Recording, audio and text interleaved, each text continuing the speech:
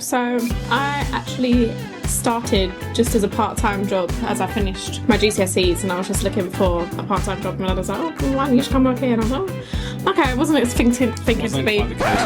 It wasn't quite the case. I had to reel you in to take this business over. Well, let me finish. Oh no, come on, hold on, no. It was no, meant to be a part-time job, and then I got reeled in. You would have taken a gap year, done nothing, and then you would have got lazy, and then I thought, you know, I'm not having any of that.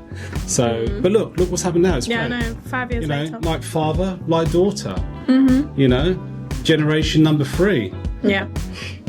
Well, you do like working with me, don't you? Yeah, I do. See, my daughter, the next generation, she's going to take over. Okay, generation number 1 was my mum and dad. So, grew up in a little hair salon, sweeping floors, making teas and coffees. Originally, I wanted to do one of 2 things. One was Plastic surgeon.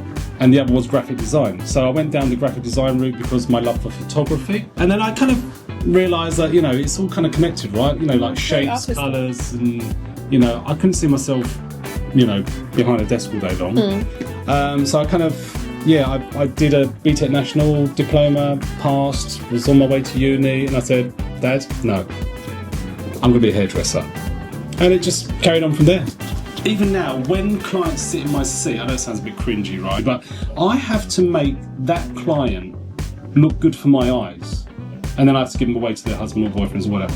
But it's just kind of that visualization of trying to make someone happy. You know, if I can make someone happy, it makes me happy.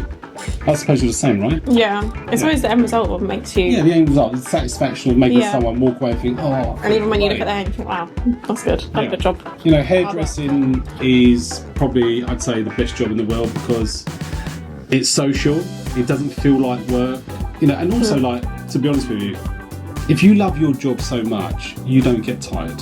Yeah, when the days fly by when you're fully booked.